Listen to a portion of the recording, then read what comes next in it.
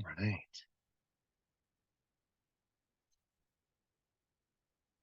All right, can everybody see my screen? Colleen, can you see the slides? I can. Perfect, perfect. All right, good morning, everybody. We're going to go ahead and dive right in. It is 10:01, and so this morning, thank you for taking the time to meet with us. If you see me looking around, I'm working from multiple screens, so that's part of the reason that I might not be making the usual eye contact. But we're here this morning to talk about the Lake-Geauga Fund and their 2023 request for proposals that is currently out. And so please note that this is going to be recorded. You should have gotten that notification when you came into to the webinar so that folks that are unable to attend today, we can go ahead and post this video on our website for people to access. So here's what we're going to cover this morning. Colleen and I will introduce ourselves, and then she will go through sort of how to access the portal, how to submit the application, and then I will answer more programmatic related questions in terms of from a grant making perspective, in terms of content of the application, what we're looking for. But my name is Andrew Katuson. I'm the program officer for grant making initiatives here at the Cleveland Foundation. I've been here for over 2 years now, and joined the foundation from United Way, where I was the director of basic needs, really focused on housing, homelessness, and food access programs. And with that, I will hand it over to Colleen to introduce herself, and we will dive into the content. I do want to say, please feel free to put questions in the Q&A bar. And we will get to those. If we do not get to your questions, we can always circle back because we've got everybody's emails that registered as well. So Colleen, with that, and when you're ready for me to advance the slides, just say next slide and I'll do it. Perfect. Thank you, Andrew. Good morning, everyone. My name is Colleen McCaughey. I'm a grants coordinator here at the Cleveland Foundation, part of the grants management team, mostly technical questions. So we'll start off today with going through online portal registration if you're not already registered through the Cleveland Foundation's Grants Gateway portal. Next slide. So just a reminder, eligibility requirements to apply for a grant from the Cleveland Foundation include organizations that serve Cuyahoga, Lake, or Geauga counties that have a 501c3 tax-exempt status from the IRS. Organizations who do not hold a tax-exempt status may choose to partner with a fiscal sponsor or fiscal agent who can complete an application on their behalf. Next slide. To begin registration, you will navigate to the Cleveland Foundation website, hover over Grants and Programs, and scroll down to Apply for a Grant in that drop-down menu. Next slide. On that page, scroll down to the numbers 2 and 3. Pause here. Section 2 gives you the opportunity to request login credentials from the Cleveland Foundation. If you have never applied for a grant from the Cleveland Foundation before, this is your first stop. Please request these credentials as soon as possible. Once you have received your credentials, scroll down to number 3 to log in and begin the application process. Next slide. Enter your credentials under registered users. Please note that the Cleveland Foundation now uses multi-factor authentication, or MFA, for increased security. MFA verification is conducted via phone and email. If you do not have a phone number on file or an email on file that can receive a text, call, or email with this code, you'll need to complete a brief form to log this information. Next slide. Once you've successfully logged in with your login ID, password, and multi-factor authentication code, you will see your homepage. Before beginning your application, please complete or update the organization profile located on the left-hand side of the screen. Next slide. Once your organization profile is complete, select Apply for a Grant from the left-hand side menu. Next slide. So we wanted to just take a moment to remind folks that if you're eligible to apply to the Cleveland Foundation based on the criteria we already discussed, you're also eligible to apply for a general inquiry at any time. Next slide. So if you wanted to apply for a general inquiry rather than for the Lake-Geauga Fund, which we will get to in a moment, scroll down and click on Apply General Inquiry to begin. After answering a few short questions to verify eligibility and providing a title for your project, you may begin your inquiry. Next slide. Click on each section to complete the inquiry. When you have completed all questions, click Next. Next slide. Click Submit Inquiry to complete your application. You will receive an automated email when your inquiry has been successfully submitted. You also have the option to view or print a PDF for your records. Next slide. Now we will return to the Lake-Geauga Fund application and go through that now. Next slide. So if you are applying for the Lake-Geauga Fund, return to the Apply for a Grant page and scroll down to the Lake-Geauga Fund to begin your application. Make sure that you're selecting the Lake-Geauga Fund application rather than a general inquiry application or any other available opportunities on this page. Next slide. The application narrative is organized into sections. This includes contact information for your application, project summary questions, specific project details related to your application, and authorizations. The application will lead you through each of these sections. Click Save and Continue to proceed to the next section as you navigate through. Next slide. Once you complete all sections, you will be redirected to the application summary page. A green checkbox will appear next to completed narrative sections. If you see a red exclamation point instead, there is missing information within that section. You can preview a PDF of your application on this page for review. You will see that there is currently no Submit button. Your application is not yet complete. Next slide. Scroll down to the bottom of the application summary page to upload required attachments.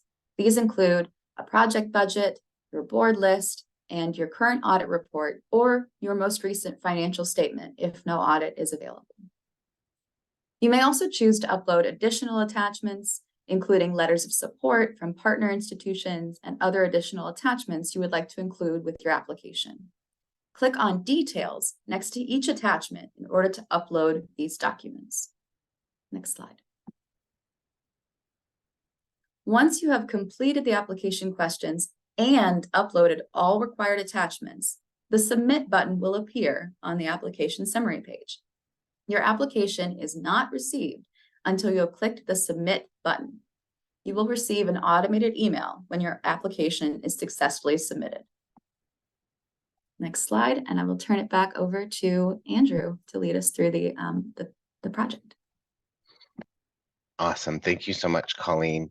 So now I'm going to talk a little bit about the RFP itself, the content of the RFP, go through the questions so that hopefully then it's a bit easier to understand what we're looking for in those questions, and to also discuss a little bit what this review process looks like that the Lake-Geauga Fund utilizes.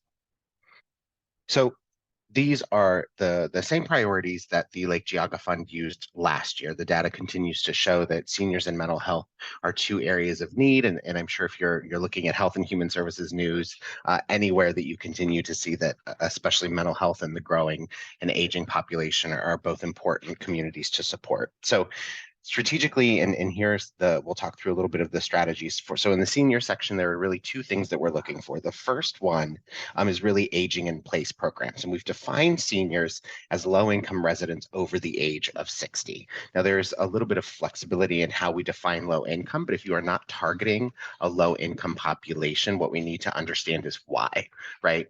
If services are being offered for free, but there are no income guidelines or eligibility, just understanding why that's important in terms of the program structure, as we are trying to target low-income seniors in Lake and Geauga counties.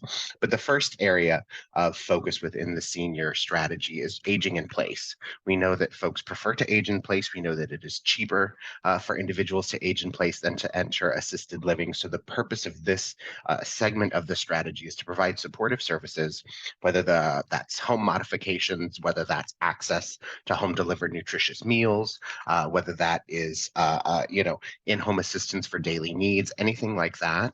Any services or supports to help folks age in their homes is something that the Lake-Geauga Fund would consider support for at this time. The second piece of that is that we know that when folks are aging in place, they also need to, or are often vulnerable to isolation. And we know that that has significant health and mental health effects on our senior population. So the second segment of the senior strategy is really looking at community-based services or access to supportive services. So that could be socialization programs, that could be congregate meal programs, but we're also, and throughout all of this, open to supporting staffing and capacity building. So don't just think about the program and services provided, but also what does your organization need in terms of operations in order to successfully implement those programs. So if you have any questions about that, feel free to reach out at any time, but we are open to supporting capacity as well as programmatic support. The other strategy is seniors, or mental health. Sorry, seniors is what we just talked about. So we know that mental health continues to be in high demand for all populations, especially as we continue to come out of COVID and continue to deal with the mental health after effects of the pandemic. So the first one is really pretty simple. It's expanding services, making sure that more services are available to individuals, whether that is staffing, whether that is office space, whether that is, expansion of telehealth capabilities, staff retention, anything that will support your organization in continuing to be able to offer or expand its mental health services. One thing I will say here from what we observed last year with this RFP is that if you are looking for staffing, if you are looking to increase staff salaries as part of the application that you're submitting, please be cognizant and help us understand after this grant or outside this grant how you plan on sustaining either that staff person or those expanded wages. That was something that we talked a lot about last time was, if organizations want to grow people's wages, how are they going to do that? How are they going to sustain those higher wages after a grant from the Lake-Geauga Fund? So not necessarily saying that it's off the table, but looking for sustainability or understanding how you plan to continue to fund those positions or that increased salary support will be important in the mental health strategy. The next space is really promising practice. So we know that, licensed clinicians is sort of the historic gold standard, but we also know that there are significant staffing shortages in this space. So what other models are out there or available to meet the mental health needs of individuals in the Lake and Geauga communities, whether that is train the trainer models or peer support models, whatever that might look like, but really sort of those alternatives to your clinical based setting that is what we have traditionally come to know as part of mental health services. So you've got both the expanded services in the clinical setting, but then also promising practices, which could be, again, train the trainer, peer support. So I'll pause there. I don't see any questions in the chat just yet or in the Q&A function, but again, please feel free to put them there, or if you'd like to reach out after this, I'm always available to chat as well. So those are really sort of the two strategies within the two priorities underneath. Now, when you're looking to apply, I'm sure that many organizations have multiple programs that could fit in any of these strategic areas or any of these areas of focus. We will only accept one application per organization. So if you have a great senior program and a great mental health program, whichever you think most aligns with the RFP or whichever you feel like you need funding for the most, select the one that you would like to apply for as we will not review multiple applications from individual organizations. So we're going to talk a little bit through the RFP questions now, excuse me, to help add some context or clarity to what these questions are actually looking for. So you'll see them on your screen now. Really, the first one is we're trying to understand contextually or from a historic perspective how you've worked with this population or in this issue area in the past. What makes you, for lack of a better term, qualified to run a program or to serve this population. Also wanting to understand, the target audience, the program design itself in that second question. Who's the target audience? How are you screening people to understand who's eligible for your services?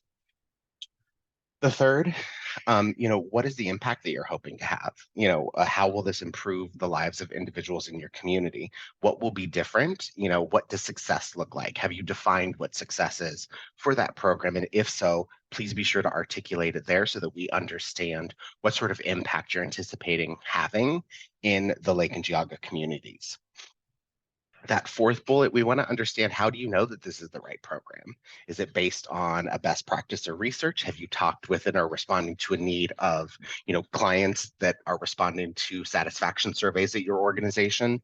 Really just, how do you know that this is the program that needs to be expanded or supported? What evidence are you building upon when you're submitting this application? The last four, who are your partners?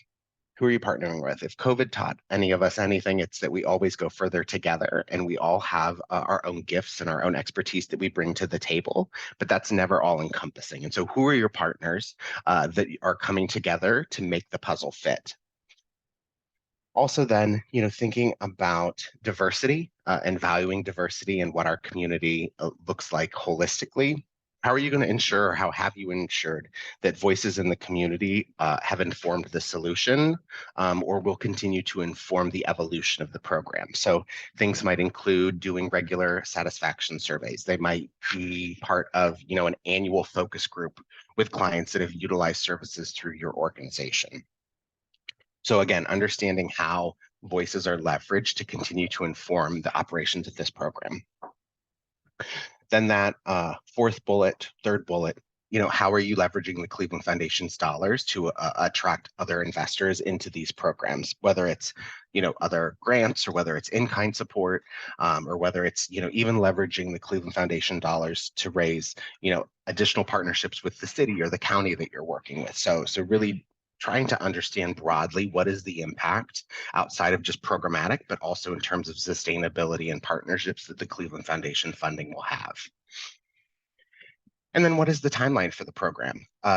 Is this, are you looking for a 6-month grant to stand up the program? Is this a new program? We will consider new programs. Or is this going to be sort of an operating grant that you would like 12 months of support? So what is the timeline for the program itself?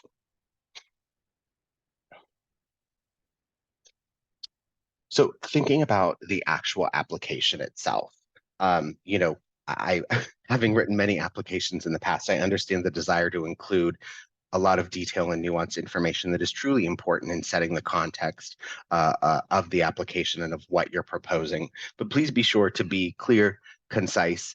Last year, we got over 50 applications. So you can imagine with the turnaround of this, what it's to read those 50 applications, that really getting to the point is valuable and helpful in that review process. Like I said before, while multiple programs might fit, which is the strongest, which is in the most alignment, and then submit for that one program. Is, again, we will not be able to accommodate multiple applications for multiple programs from the same organization. Thinking about the review process, that third bullet, while my background is in health and human services, I've never technically worked in the area of seniors. And the advisory committee of the Lake-Geauga Fund will also have an opportunity to review these applications, and they are not necessarily content experts. So when you're submitting for seniors, for example, avoid lingo, avoid jargon, avoid acronyms, as the folks that are going to be reviewing this need really to understand from the baseline what these programs are going to look like. So just know that as you're writing this, your target audience isn't necessarily an expert in senior services. So take that into consideration as you are writing and thinking through the application itself.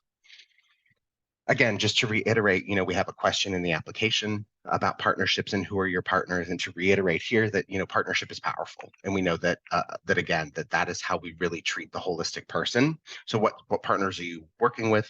What partnerships have you led? And thinking about how to include that again in that question. So just to reiterate the importance of partnership in the context of this application. And then again, to just reiterate, clearly defined and intended impact. How is the community going to look different, or how does it continue to look different because of the investment that your program is making, and then the investment and because of the investment of the Lake-Geauga Fund. And if you have things that you are already measuring, if you're already measuring client served, if you're already doing a pre-test and a post-test for your mental health services, include that in there as well. So then we can think that through and understand what you're already measuring when we think about what to include in final reports. That will help guide what we're thinking about and want to make sure that we're taking what you're already doing into consideration to minimize additional burden, while also getting what we need to understand at the final report level, what impact the grant has had. And then administratively, plan ahead, late applications will not be considered. After that deadline of September 8th, anything that comes in after that will not be reviewed. This is, again, just to ensure that as we're doing this collaborative review process, to ensure that I have time to review, the volunteers on the advisory committee have time to review. We really cannot accept or entertain late applications. So just know, I know there were a couple last year that tried to come in through the general inquiry process, and those, should that happen again this year, those will also be declined. Just another reminder, eligibility, and I want to clarify that first bullet.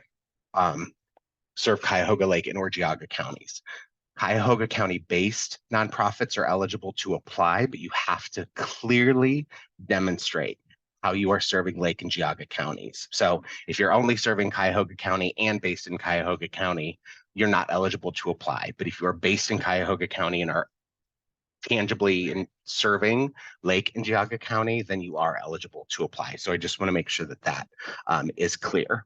And then that last bullet, we've gotten a lot more requests for fiscal agents and things like, support in that capacity lately. We want to make sure that that fiscal agent relationship is clear. So we do ask in any of your uploads to be sure that you're uploading something that is signed and completed so that we understand what both parties will be doing. And we know that both parties are also aware and on board with what is being committed to. So again, the applications opened last Monday. The due date is September 8th by 5 o'clock. Again, if it's after 5, if it's at 5:05, it will be declined. I hate to be a stickler, but we start to get into that gray space, and so we need to ensure that everything is in by September 8th at 5 p.m. Now, just a little bit about the review process. So in the month of September, I will take the first stab at reviewing the applications and reviewing, your audits, reviewing your board list and those sorts of things to do really a first screen of the applications. We've got about $238,000 to allocate. And last year we got over $850,000 of requests. So as you can imagine, there are multiple review processes that will go into this to ensure that we're able to sort of narrow from what I will anticipate probably being about the same in requests, if not a little bit more, to get down to that $230,000 mark, which is what we have to allocate this year. So in September, I will do the first scrub and the first review. And then in September and early October, that is where the advisory committee will go through and do that second review. They will have an opportunity to read the applications, to rank them, to score them, to provide feedback in the early month of October. And then our fall meeting is really where we will spend the time as a committee, as a collective body, discussing and making those final recommendations that will then be ratified by the foundation, the board of directors. December here says selected grantees will be notified. That means all grantees, yay or nay, will be notified. If we can get those notifications out earlier than that, we will. But just to make sure that we're under promising and over delivering, we're going to give ourselves until December to let you all know the outcome. But if we're wrapped up earlier than that, we will let you know as soon as we're done with this process, whether it's in November or December.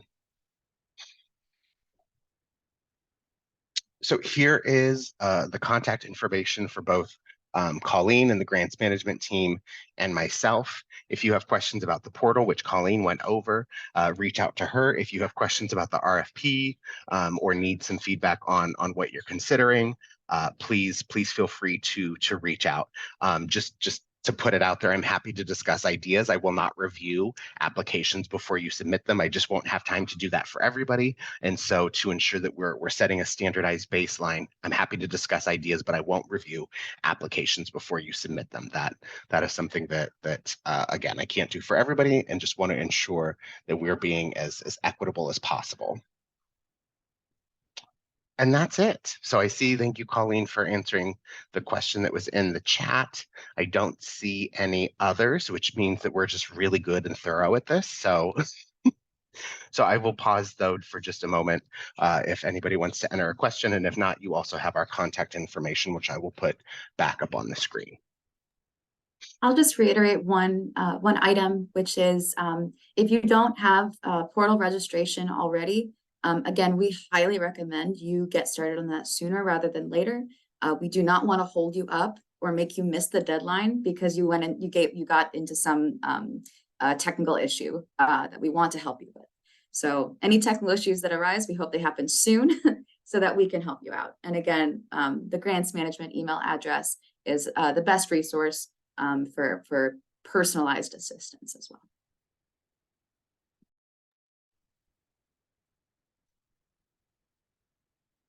All right, so Kathy, thank you for asking a target amount per application. So in the RFP, I believe that it says the max that we would consider is 30. That's, we're always happy to sort of flex a little bit around that, but from a generally speaking, we last year looking at the grants, it was roughly from about 10,000 to 30,000 was the range. Again, given the fact that we got over 50 applications and over $850,000 worth of requests, we will continue to have to think about budget to ensure that everybody is as many people as possible are able to get in. So if you need that 30, ask for that 30, but we may come back and say and negotiate that a little bit to ensure that organizations are able to get the resources that both they need, while we're also able to fund enough organizations to have an impact. So Kathy, all that rambling to be said, 15 to 30 is roughly the range that we're looking at. But again, if you ask for 32, it's not going to disqualify you or anything like that.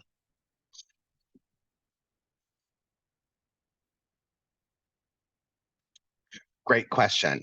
Mental health education is absolutely something that we would consider. What would be important there is to understand then what is the impact on people that need mental health services going to be? So are you educating, teachers to look for, symptoms of mental health needs? That's something that we would consider, but we would again want to make sure that we understand and for you to be able to articulate the impact on actual mental health of residents that mental health education would have. Mary, I hope that answers your question.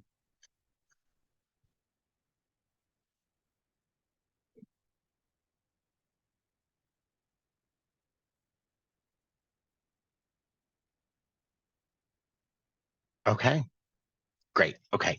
So seeing no more questions, I think we can go ahead and stop there. Thank you so much for attending today. Again, our contact information is up if you need to get a hold of either of this. And this will also be posted again on the website should you need to review or have any other tidbits to go back to. So thank you so much for giving us a half an hour of your time this morning, and we look forward to reviewing your applications.